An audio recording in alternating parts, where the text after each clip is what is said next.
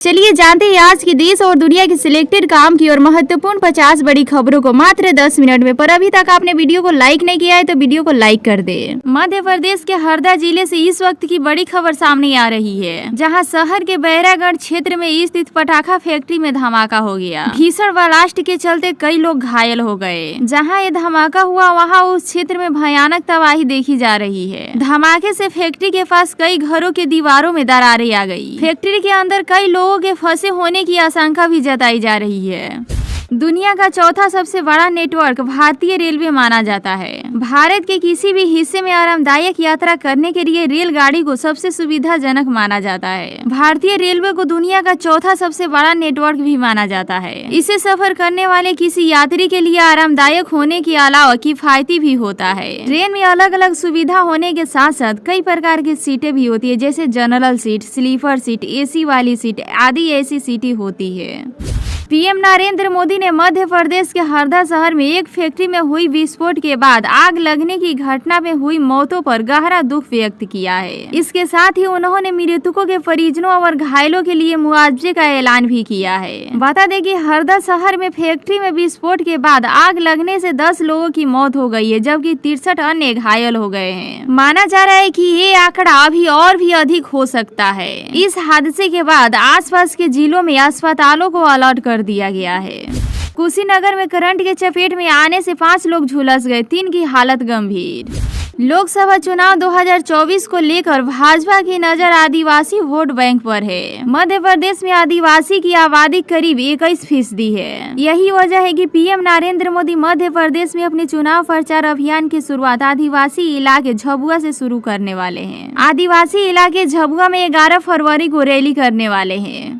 भारतीय टीम इन दिनों इंग्लैंड के खिलाफ 5 मैच टेस्ट सीरीज खेल रही है। इस टेस्ट सीरीज के अब तक 2 मुकाबले खेले जा चुके हैं। पहले मुकाबले को इंग्लैंड ने अपने नाम किया था, तो वहीं दूसरे मुकाबले को भारतीय टीम ने अपने नाम कर लिया है। हालांकि इन दिनों मुकाबले में भारतीय टीम के स्टार बल्लेबाज विराट कोहली ने हिस्सा नहीं लिया था, जिसके बाद से हर कोई इनको लेकर सवाल कर रहे थे कि आखिर विराट कोहली ने इंग्लैंड के खिलाफ खेले गए टेस्ट मुकाबले में हिस्सा क्यों नहीं लिया है। क्योंकि टीम इंडिया से बाहर चल रही विराट कोहली के घर आई खुशियां, वामिका को मिली छोटी बहन। विराट कोहली की पत्नी अनुष्का शर्मा ने सुंदर सी प्यारी सी बच्ची को जन्म दिया है। सोशल मीडिया पर कांग्रेस के पूर्व अध्यक्ष राहुल गांधी का एक वीडियो वायरल हो रहा है, जिसमें वह अपने रैली में एक कुत्ते को बिस्कुट खिलाते नजर आ रहे हैं। वहीं जब कुत्ते ने बिस्कुट खाने से इनकार कर देता है तो वे उसी कुत्ते का मुंह लगा बिस्कुट अपने कार्यकर्ता को थमा देते हैं, फिर उससे प्यार से बात करने लगते हैं।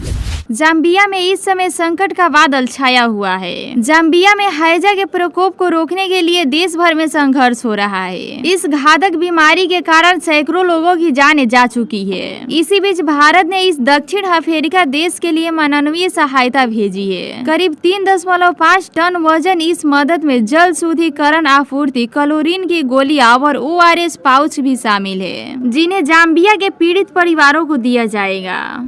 भारत में चावल की खुदरा कीमतों में पिछले 1 साल से तेजी देखने को मिल रही है। ऐसे में भारत सरकार उपभोक्ताओं को राहत देने के लिए सियासी दर पर चावल की बिक्री करना शुरू कर रही है। आज सरकार द्वारा भारत राइस लॉन्च किया जाएगा। इसमें उपभोक्ताओं को 29 रुपये प्रति किलोग्राम चावल दिए जाएंगे। सब्सिडी वाला चावल 5 किलो और 10 किलो के पैक में उपलब्ध होगा। बता दें कि पिछले 1 साल में चावल की खुदरा कीमतों में 15% से ज्यादा तेजी देखने को मिल रही है।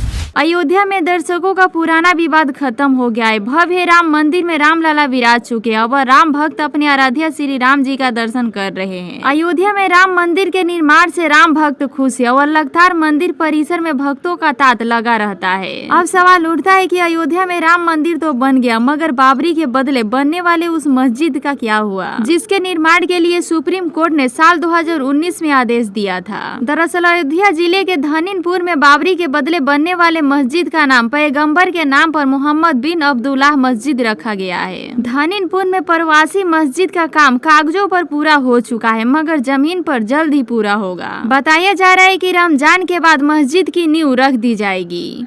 नरेंद्र मोदी एक ऐसा नाम जिसका डंका दुनिया भर के चौपानों पर बज रहा है। अब पीएम मोदी ने एक ऐसा काम किया है जिससे चीन की रातों की नींद उड़ गई है। पीएम मोदी ने एक ऐसे व्यक्ति को फहा अवार्ड देने का फैसला किया है जो चीन की सबसे बड़ी दुश्मन है। ये तो आपको पता ही होगा कि गणतंत्र दिवस के एक दिन पहले ही नरेंद्र मोदी सरकार ने पहा पुरस्कार का ऐलान किया था। इस साल 5 लोगों को पहा विभूषण, 17 लोगों को पहा भूषण और 110 लोगों को पहा श्री सम्मान देने का फैसला किया गया है। लेकिन इनमें से एक नाम सुनकर अच्छे भारत के इस दाव के कायरे हो जाएंगे। भारत ने इस बार ताइवान की एक बड़ी कंपनी फ्रास्कन के अध्यक्ष यंग लुक को पहा भूषण पुरस्कार देने का ऐलान किया है। यंग लुक वे बिजनेसमैन है जिससे चीन भी घबराता है। यंग लुक ताइवान के नागरिक है।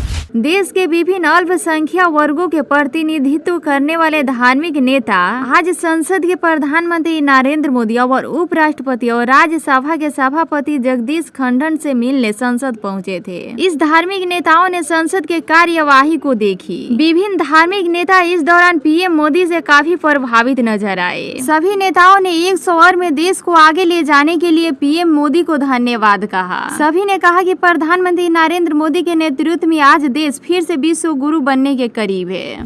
मुख्यमंत्री भजनलाल शर्मा पद संभालने के करीब 1.5 महीने बाद सोमवार को पहली बार अपने पैतृक गांव अटारी पहुंचे। क्षेत्र के निवासियों ने हजारों की संख्या में मुख्यमंत्री का दिल खोलकर स्वागत किया। छत पर चढ़े महिला, पुरुष और बच्चे ने फूल बरसाकर उनका भव्य स्वागत किया तो भव्य विभोर हुए मुख्यमंत्री भजनलाल शर्मा नग्न पांव ही पूरे गाँव की परिक्रमा कर ग्रामीणों का अभिवादन स्वीकार किया।